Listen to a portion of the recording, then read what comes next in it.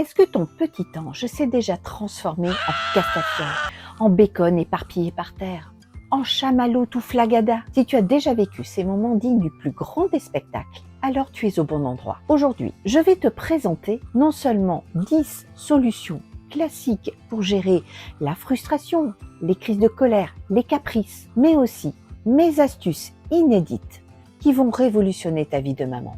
Alors, reste bien jusqu'à la fin pour ne rien rater. Oh, et n'oublie pas de mettre un pouce bleu, de laisser un gentil commentaire, ça me fera plaisir et ça soutiendra la chaîne. Plus de visibilité égale plus de contenu pour toi. Allez, c'est parti pour le guide complet qui va t'aider à transformer les tempêtes en douce brise.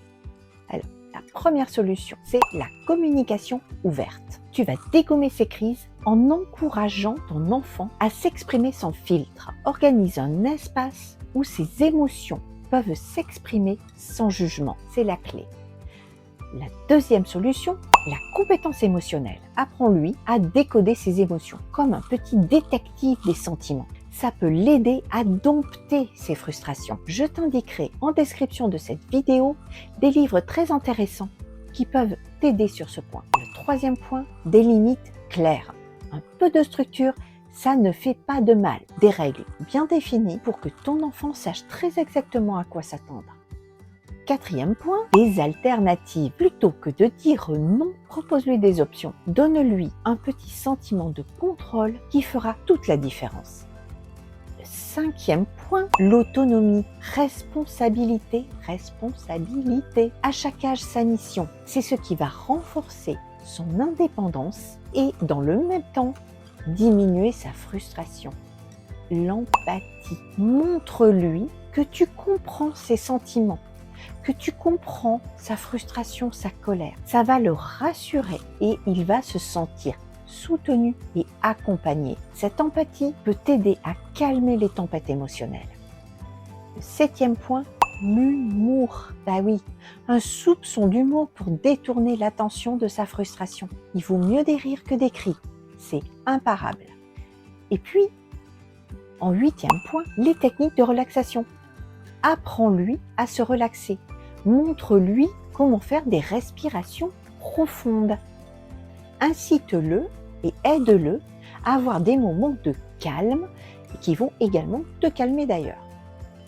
En neuvième point, eh bien, tu es son modèle. Donc, sois un modèle positif. Montre-lui comment toi-même tu gères tes frustrations, tes propres colères. Parce que ton enfant, il te recopie, tout simplement. La dernière solution, et pas des moindres, c'est le renforcement positif. Quand il gère bien ses émotions, félicite-le, récompense-le. C'est ce qui va l'encourager à répéter les bons comportements. Voilà pour les solutions classiques de la gestion de la frustration, colère, caprice de tes enfants. Maintenant, place à mes astuces magiques, testées et approuvées. La première astuce inédite, c'est de contacter le Père Noël. Lorsqu'on est en période de fin d'année, même dès septembre, eh bien, je n'hésite pas à prendre mon téléphone et appeler le Père Noël pour qu'il entende en direct les cris de détresse. C'est radical, mais vraiment efficace. La deuxième astuce, c'est la séance de cinéma. Je filme tout simplement le drama qui est en cours. En le montrant, je le préviens. Je prends mon téléphone et je dis fort et clair, je suis au bout de ma vie, prise 1. Et puis j'organise une séance de visionnage et d'auto-analyse. C'est une technique infaillible pour faire prendre conscience à son enfant de ses réactions qui, très souvent, sont disproportionnées. La troisième solution, c'est répéter à l'infini. Je lui fais répéter à l'infini ses lamentations jusqu'à ce qu'elle en réalise l'absurdité. Donc, ça la vexe un tantinet, mais au moins, ça désamorce la crise. Et après, on discute calmement. La quatrième solution, je l'ai intitulée « Le dialogue avec la licorne ». Ma fille a une énorme licorne qu'elle a reçue du Père Noël et qui vient du film « Moi, moche et méchant ». Tu sais, là, le truc est juste énorme. Et cette licorne, eh bien, lorsqu'il y a vraiment un très gros clash, je discute avec elle. Et les licornes sont vraiment des conseillères en or. Je lui prête ma voix et s'engage un dialogue un petit peu absurde, mais qui va au final déclencher des rires et un gros câlin. Alors je précise, gros câlin à licorne, pas vraiment à maman. Mais bon, c'est pas grave. Au moins, la crise, elle est désamorcée. Le cinquième point qui fonctionne surtout avec les petits, c'est l'imitation. C'est-à-dire que je vais imiter ses cris, ses mimiques à l'extrême. Alors moi, ça me défoule et garantie, ça arrête les crises. Surtout quand ce show se situe à l'intérieur d'un magasin.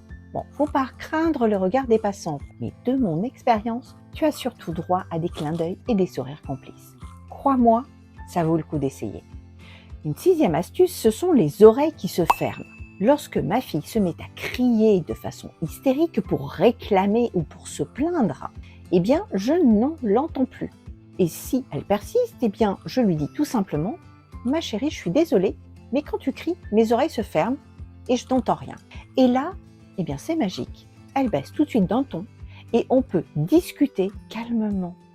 La septième astuce, qui est un petit peu dérivée de la sixième, c'est l'enfant invisible. Quand mon fils était en mode poisson sorti hors de l'eau, qu'il se roulait par terre et gigotait dans tous les sens en poussant des cris d'Orphée, eh bien je faisais comme si je ne le voyais plus. Je le cherchais partout.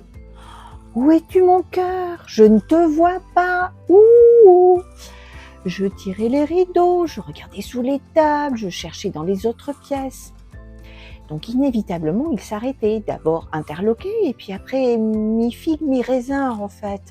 Et il venait vers moi et « Mais maman, je suis là, tu me vois pas ?» Crise arrêtée, coupée net. Très très efficace également. La huitième astuce, je l'ai appelée « Banzai ». Pour contrer une crise de rage, lorsque ma fille par exemple n'arrivait pas à faire quelque chose et qu'elle se mettait dans des états pas possibles, alors je lance une attaque de chatouille, où je me transforme en grand méchant loup qui veut manger de bisous cette petite canaille. Et là, les cris de colère se transforment très rapidement en faux cris de frayeur et la crise s'apaise dans un grand éclat de rire. Une stratégie très simple mais redoutablement efficace. Et puis, une autre astuce, je l'ai appelée « libérer, délivrer ». Ça te rappelle quelque chose? En fait, je reprends ces reproches qu'elle peut me faire parce que je lui interdis d'avoir une console de jeu à 8 ans, je lui interdis de regarder la télé en semaine. Je réponds à ces reproches en chantant, en utilisant ses chansons préférées. Et ça dédramatise et on finit souvent par chanter ensemble. Bon, après, il faut arriver à se débarrasser, à se sortir de la tête cette chanson.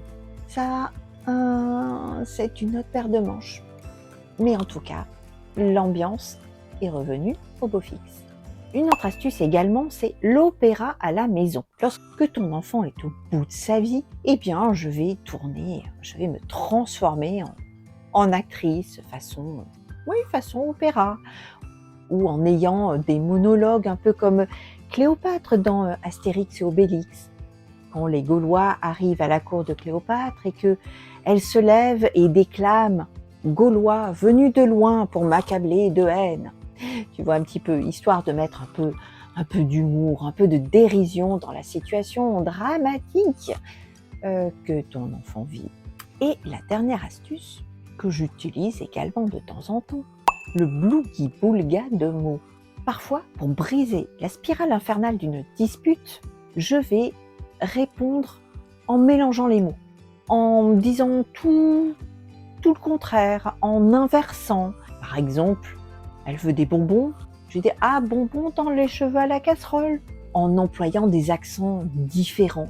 Ou « Oh, bah ma pauvre Lucette, bah malheureuse hein ». L'idée, c'est vraiment de désamorcer la tension en introduisant un petit élément comique, en reprenant des paroles, des façons de parler, des vampes, tu vois, ou des baudins. Enfin, voilà, vraiment, c'est ce qui va permettre de casser et de mettre cette dérision, cet humour dans une discussion où tu sens que tu perds la communication avec ton enfant. J'espère que ces astuces t'ont plu.